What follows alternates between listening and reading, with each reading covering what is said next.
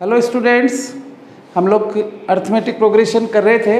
Previous classes में हमने देखा nth टर्म कैसे फाइंड करते हैं, है ना। कोई अर्थमेटिक प्रोग्रेशन दी हुई हो तो उसकी 10th टर्म 15th टर्म कैसे फाइंड करते हैं, और उसका रिवर्स भी किया कि यदि nth टर्म दी हुई हो तो वो सीक्वेंस कैसे फाइंड करते हैं। आज का हमारा टारगेट है कि एक अर्थमेटिक प्रोग्रेशन में सम टू n टर्म्स कैसे फाइंड करेंगे। मतलब कोई अर्थमेटिक प्रोग्रेशन मान लीजिए दी हुई है मुझे 2, 5, 8, 11, 14, ये एक अर्थमेटिक प्रोग्रेशन है। यदि इन सब के बीच में मैं प्लस लगा दूं तो इन सब का एडिशन क्या होगा वो आज हम फाइंड करेंगे। तो इसको मान लीजिए मैं ये 5 टर्म्स है तो इसको S5 एज्यूम कर लेता हूँ, सम ऑफ 5 टर्म्स। तो इन सबको एक तरीका तो है कि मैं 1 बाई 1 ऐड कर लूँ और आंसर आ जाएगा। बट आज मेरा टारगेट है कि मैं कोई दूसरे तरीके से इसको कैसे फाइंड कर सकते हैं, इस पर डिस्कस करते हैं। तो इन पांचों टर्म्स के सम को मैंने मान लिया सम टू 5 टर्म्स। अब मुझे पता है कि AP है 2 + 3 5, 5 + 3 8, 8 + 3 11, 11 + 3 14। यदि इसी सीक्वेंस को मैं रिवर्स ऑर्डर में लिख दूँ 14 + 11 + 8 + 5 + 2 तो भी सम तो सेम आएगा। तो इसको भी मैं S5 लिख सकता हूँ, बोथ विल बी सेम। मतलब ये एक AP थी जो इंक्रीजिंग ऑर्डर में थी, जहाँ कॉमन डिफरेंस पॉजिटिव था। इसी AP को मैंने रिवर्स ऑर्डर में लिख दिया तो सम तो सेम रहेगा, because number of term same है और वही सीक्वेंस है, उसको रिवर्स ऑर्डर में लिख दिया। अब यदि मैं इन दोनों इक्वेशन को एज्यूम कर लूँ, ये 1 है और ये 2 है, इन दोनों को ऐड कर लेता हूँ तो आ जाएगा ट्वाइस ऑफ S5। तो यदि हम सबको एक साथ ऐड करने की बजाय इन दोनों टर्म्स को ऐड करें, यदि इन दोनों टर्म्स को देखें तो 2 + 14, इनको एक टर्म मान लूँ, इन दोनों को एक टर्म मान लूँ, इन दोनों को ऐड कर दूँ, एक 1 टर्म मान लूँ, ऐसे इन दोनों को ऐड कर दूँ, ये 1 टर्म मान लूँ, और इन दोनों को ऐड करके एक सिंगल टर्म मान लें। तो अभी भी ये टर्म्स जो है 5 + 5 10 टर्म्स होनी थी, बट मैंने दो को कंबाइन कर दिया तो ये 16 आ गया। 5 + 11 ये भी 16 आ गया, ये भी 16 आ गया, ये भी 16 आ गया, और इन दोनों को ऐड किया तो ये भी 16 आ गया। तो अब 16 कितनी बार ऐड हो गया? 5 टाइम्स। तो इसको मैं डायरेक्ट लिख सकता हूँ 5 × 16, और इधर ट्वाइस ऑफ S5 है। S5 stands for some of these 5 terms जो कि AP में। तब इसकी वैल्यू मेरे पास आ गई 5 × 16 / 2। तो 2 से 8 टाइम्स कैंसिल हो गया तो 8 5 = 40 आ गया। तो मेरा टारगेट जो था सम ऑफ 5 टर्म्स ये 40, ये मेरा आंसर आ गया, राइट। तो मैंने सारी टर्म्स को ऐड नहीं किया, आप चाहे तो ऐड करके देख लीजिए। देखिए 14 + 2 16 आ गया, राइट, और 5 + ये 16 आ गया, और प्लस ये 8 आ गया। 16 × 2 = 32 + 8 ये 40 आंसर आ गया। तो ये मैंने डायरेक्ट भी चेक कर दिया, ऐसे भी चेक करके दिखा दिया, तो मेरा आंसर आ गया। तो इस लॉजिक के बेसिस पे हम एक जनरल फार्मूला डेरिव कर सकते हैं, जिससे मैं यहाँ तो लिमिटेड टर्म्स थी, 5 टर्म्स थी, यदि नंबर ऑफ टर्म्स 10 हो, 15 हो, 20 हो, 30 हो तो ये कैलकुलेशन करने में मुझे टाइम लगेगा। तो मैं एक जनरल फार्मूला डेरिव कर सकता हूँ इस बेसिस पे।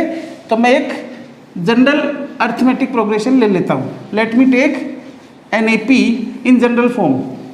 तो जनरल फॉर्म में मैं इस AP को ऐसे लिख सकता हूँ कि फर्स्ट टर्म मान लीजिए A है, सेकेंड टर्म मेरे पास हो गई A + D, ये AP के स्टैंडर्ड फॉर्म होगी।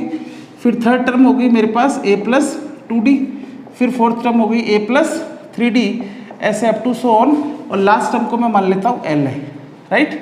तो इन सब में मैं n टर्म्स मान लेता हूँ। लेट दीज आर n में भी 20, 30, 5 जितना भी हो, तो जनरल टर्म आ गई सम टू n टर्म्स। इन सब को ऐड करना है। अब इससे जस्ट लास्ट वाली टर्म से जस्ट पहले वाली टर्म क्या होगी? L - D होगी। आप सोच सकते हैं ऐसे उससे पहले वाली टर्म भी आ जाएगी L - 2D सोन। अब अभी जो प्रीवियस एग्जांपल में किया था इसी सीक्वेंस को मैं वापस लिख देता हूँ, बट रिवर्स ऑर्डर में लिख देता हूँ। तो लास्ट टर्म तो क्या हो जाएगी? A हो जाएगी। उससे पहले वाली टर्म A + D हो जाएगी। इसको यहाँ ले गया, ये इसको यहाँ ले गया मैं, तो ये A + 2D हो जाएगा, राइट सोन। तो लास्ट टर्म यहाँ पे फर्स्ट टर्म बन जाएगी, जो सेकेंड लास्ट टर्म है वो सेकेंड टर्म होगी, राइट, प्लस L - 2D आ जाएगा, प्लस सोन। इन दोनों सीक्वेंसेस को अब हम ऐड कर लेंगे तो हमारे पास एक जनरल फार्मूला आ जाएगा।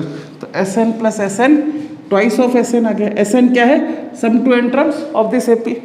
इन दोनों को ऐड किया तो इन दोनों टर्म्स को मैं ऐड कर लूँगा तो एक टर्म हो जाएगी। ये n टर्म्स है, ये भी n टर्म्स है, तो दोनों को यदि सेपरेट ऐड करूंगा तो n plus n 2n terms हो जाएगी, राइट। तो पर मैंने दो को क्लब कर दिया तो नंबर ऑफ टर्म्स n ही रहेगी, तो ये प्लस l आ जाएगा। ऐसे इन दोनों को मैंने ऐड किया, इन दोनों को ऐड करूंगा तो फायदा क्या होगा, d से d कैंसिल हो जाएगा, ये भी a प्लस l आ जाएगा। ऐसे इन दोनों को मैं ऐड कर लेता हूँ तो ये भी a प्लस l आ जाएगा, क्योंकि 2d से 2d कैंसिल हो जाएगा, a प्लस l आ जाएगा। ऐसे सोन, ऐसे लास्ट वाली टर्म को ऐड करूंगा तो ये भी a प्लस l आ गया। इससे पहले वाली टर्म को ऐड करूंगा तो इसमें भी a प्लस l आ जाएगा। आसानी से आप समझ सकते। तो ये सबको मैंने ऐड कर दिया, ये a प्लस l है ही मेरे पास, राइट। तो ये n टर्म्स थी, ये भी n टर्म्स है। अब आप सोच लीजिए n मतलब मान लीजिए 11 टर्म्स है, ये भी 11 टर्म्स है, तो 11 प्लस 11 ऐड करूंगा तो 22 आएगी।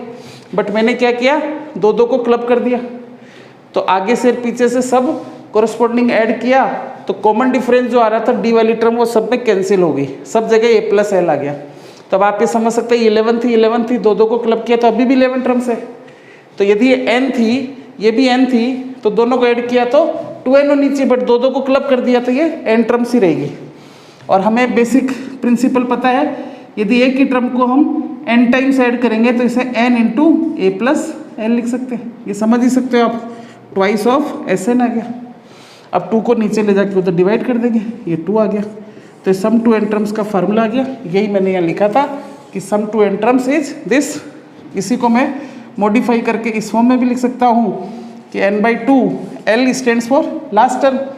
लास्ट टर्म मतलब nth टर्म है, ये मैंने nth टर्म को तो लिखा है ऐसे, तो l की जगह अपन an भी लिख सकते हैं या tn भी लिख सकते हैं, जैसे आप चाहो, राइट। इसी को और अपडेट करके n/2 tn की जगह I can replace a plus n-1 into D, ये भी लिख सकता हूँ। तो अगली स्टेप में आ जाएगा 2a plus n-1 into D. तो डिपेंडिंग ऑन रिक्वायरमेंट, यदि फर्स्ट टर्म, लास्ट टर्म और n पता है तो I will apply this formula. यदि फर्स्ट टर्म, कॉमन डिफरेंस और n पता है तो I will apply this formula. तो इस फार्मूले से हम सम टू n टर्म्स निकाल सकते हैं कोई भी एपी की। एक एग्जांपल ले लेता हूँ मैं सिंपल सा, जिससे आपको क्लैरिटी आ जाए कि इस फार्मूले को हम कैसे अप्लाई करेंगे, राइट। कि मान लीजिए एक एपी दे दी मैंने कि 4 plus 10 plus 16 plus 22 plus up to, इसमें मान लीजिए 20 टर्म्स है, ठीक है। तो क्वेश्चन है इनकी 20 टर्म्स का सम निकालिए। तो सम टू 20 टर्म्स, तो डायरेक्ट आप फार्मूला लगा दीजिए। सम टू n टर्म्स हमारे पास याद है n/2 2a plus n-1 into D. तो यहाँ सम टू 20 टर्म्स, n की जगह 20 आ जाएगा, 20/2 2a, a की जगह 4 प्लस 20 माइनस 1, डी की जगह आ गया 6, राइट। 6 ये ना, 4 कॉमन डिफरेंस इज 6 सोन, तो ये तो 10 आ गया, ये 8 आ गया, प्लस 19 इंटू 6 आ गया। अब 19 की टेबल याद है तो बहुत अच्छी बात, नहीं तो 2 कॉमन ले लो, तो 4 प्लस 19 इंटू 3 हो गया। तो ये आ गया बाहर, तो 20 आ गया, अंदर आ गया 4 प्लस 57, राइट। 57 प्लस 4 कितना हो गया, 61 हो गया। इसे मल्टीप्लाई कर लो, तो 0 2 6 2 12, तो 1220 आंसर आ गया। मतलब ऐसे यदि ऐड करता मैं 1/1 20 तक तो मुझे टाइम लगता। इस फार्मूले से मुझे ये बेनिफिट हो गया कि बिना ऐड किए आई कैन फाइंड।